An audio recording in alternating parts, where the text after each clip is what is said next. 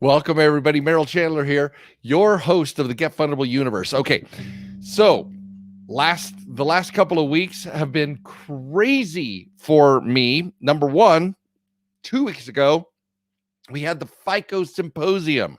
I've been telling you guys, for those of you who are part of the tribe and are always watching my FBLs, I was kind of forecasting some of the things we would be talking about, and it blew me away. Once again, FICO and their people, their teams are amazing, and we'll get to it, the details in a second. But there were a couple of things where it was a roundtable of 8 people where we were all contributing to kind of moving moving the needle on FICO's relationship with lenders, et cetera. So I was deeply honored by what it ended up being.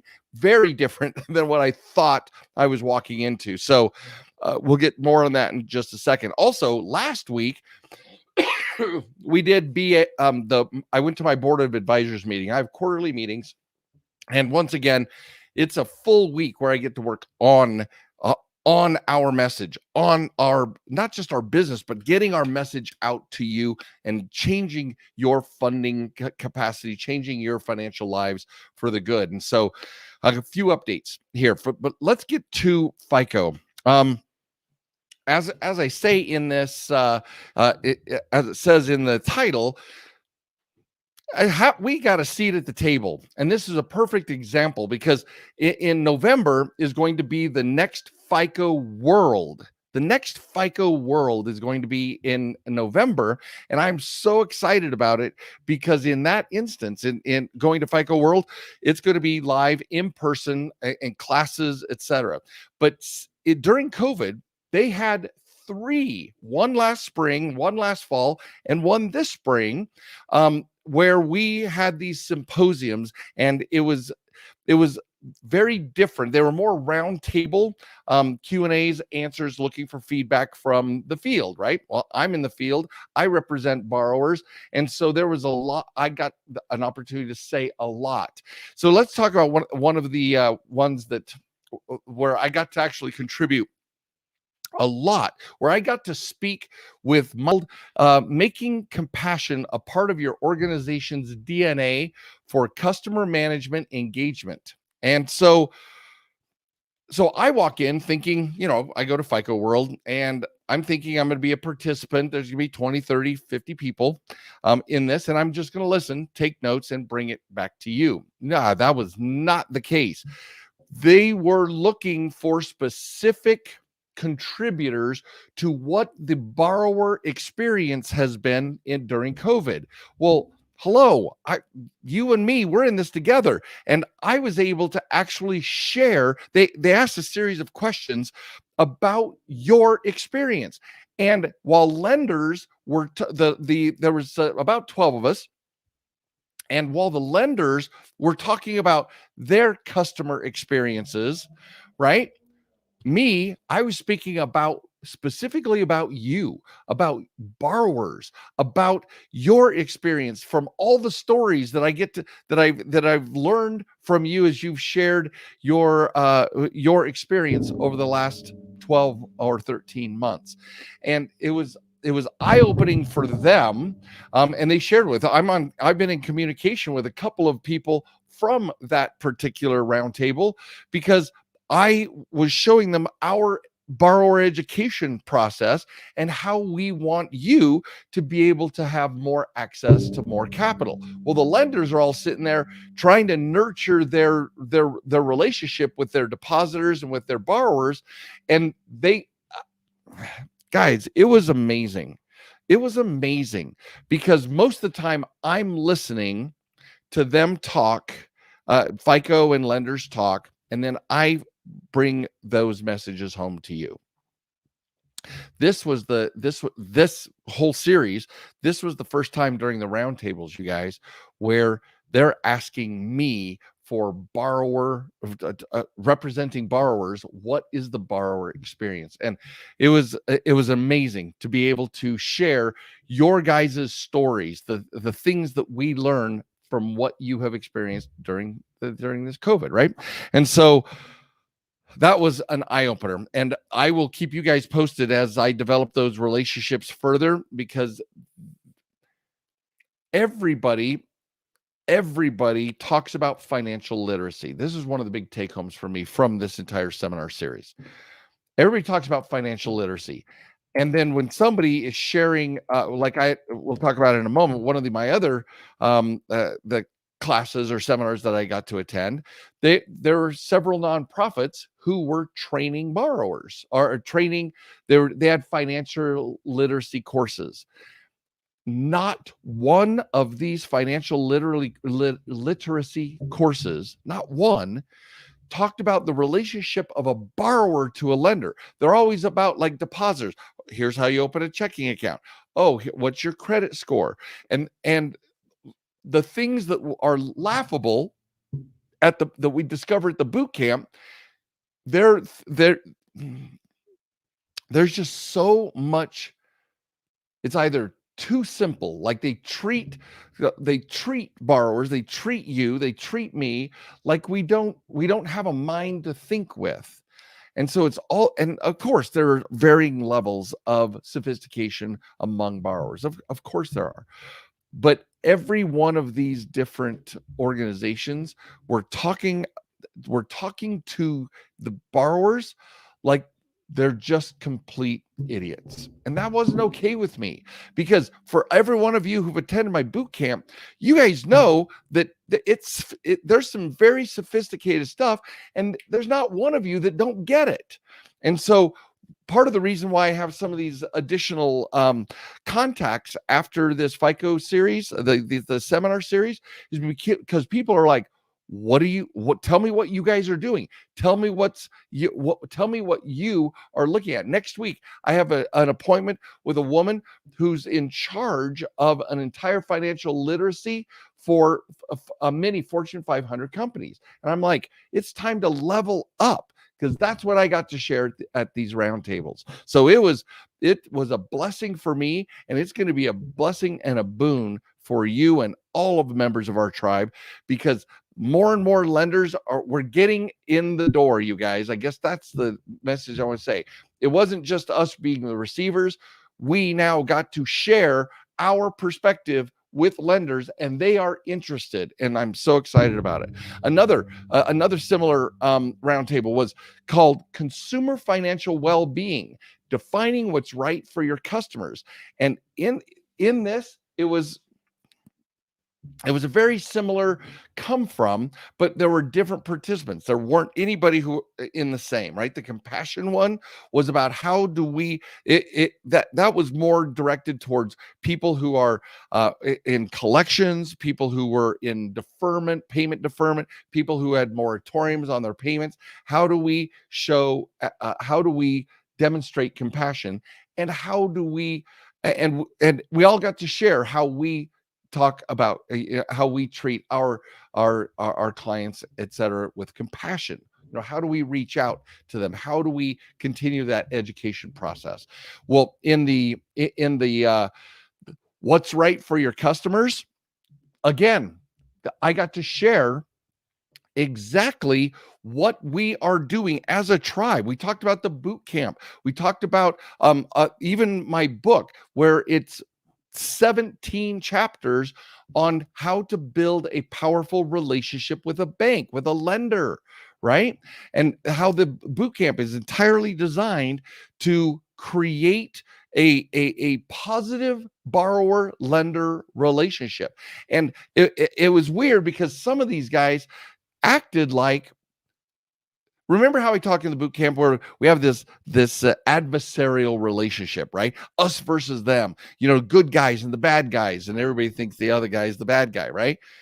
Well, in this defining what's right for your customers class, we got to actually share how we are committed, that as a leadership team, my whole crew, everybody in this tribe is committed to building powerful relationships with lenders. And they were totally, there's no other word than surprised by that. They're like, well, tell us more. Well, what do you mean by a partnership with lenders? And they totally got it, but it was like it was like I had invented a brand new language that they had never heard. It was amazing, stunning, because I would think that that would be important to people, but maybe it's just the language we use, you guys. I don't know, but it was completely it was completely random. I'm telling you, we now we've had ears at these symposiums. Now we have a voice. Now we have a voice, and they are listening. So the next one that I attended was how to evolve the customer experience for your best and most valuable customers to support their financial health. So this was kind of moving from somebody being a depositor, somebody having a credit card or whatever, credit lines with their bank, and how to make them aware of their investment products. And once again, my entire come from was relationship building. Borrowers, if you treat the borrowers with deference and respect, and you teach them the principles of how to be a good borrower. I talked about the FICO 40, the borrower behaviors, right? When I told them that that we reframed it from reason codes to borrower behaviors, they're like, they were totally intrigued. They're like, because they all know reasons why we deny you. That's why they call them the reason codes. We call them borrower behaviors, and they're like, that is very interesting, because if you're telling borrowers to modify their behavior, that you can't hack it. It's legitimate behavior modification. If you modify your behavior, what happens? You have more fundable borrowers. And they, once again, it was like, they couldn't connect the dots before, apparently, because these guys were they were fascinated by our entire perspective. And that's what I love about you and me and our tribe, is that we are making a difference, not just in your own fundability, but in changing the paradigm with FICO and our relationship with lenders. Because again, third time I'm saying it, I'll probably say it a couple more. There was something happened here that has never happened in my previous experiences with FICO. And that's where they were listening to me and to our perspective about our desire to partner with lenders. And they were fascinated by all the things that we're doing to do so, the boot camp, the book, and even the courses that we take further as a client. All right. So the next one was, they had a keynote address. Will Lansing spoke to the entire it was North America, and it was called what we have learned from the pandemic. Now, Will Lansing is a super humble, a genuine guy. I've met him several times, met with him extensively the first time we met, and more like hello. And he remembered me in subsequent meetings, or when we would meet each other in the hallway or inside of one of the classrooms. I was like, Merrill Chandler, and he goes, I go, from Credit Sense. He goes, I remember you. And we started talking about borrower education. So it is a thing. We're getting more traction. And one of the things that he talked about in what they've learned from the pandemic is that banking is going to change. There is a huge movement, even before COVID, there's a huge movement towards automatic underwriting. We've talked about this extensively. Well, I've also talked to you about how we've had, we're up almost $40 million in just the last 12 months for our students and our clients in pandemic approvals, right? Pandemic approvals. Because as he was saying in his keynote, that there are so many reasons now to accelerate automatic underwriting so that we can get rid of manual underwriting, which requires you to go to the bank to sign the paperwork there or otherwise. And he said this pandemic has literally opened up lenders to convert to what they call digital processing, automatic underwriting of applications more than they ever have before. So one more time, guys, we get to be right. We get to be right. Everything that we're forecasting, everything that we're seeing coming down the pipeline, they see it as well. It's just that they have never looked at it from the borrower perspective. And now, you guys, their ears are open. I would even like the first one that I attended where they talked about compassion. I would even say that their hearts are open to the borrower experience. And if we lean in, if we choose to go first, just like I say in the first couple paragraphs of my book, if we choose to go first and lean in towards to being honorable partners with these lenders, there's nothing but wins for us, you guys. Nothing but wins. All right. The last one I wanted to go over was easily execute. It's simplification. Easily execute customer-centric marketing and engagement campaigns. Now, that's a mouthful, but what it came down to is, how do we get more people to move towards online engagements, checking accounts, credit cards, credit lines, and file more online applications so that they have more data, because that's what it's called, sophistication simplified, right? How do they collect more data so that they can be profitable and make it easy to approve us, because the default rate is so low through automatic underwriting?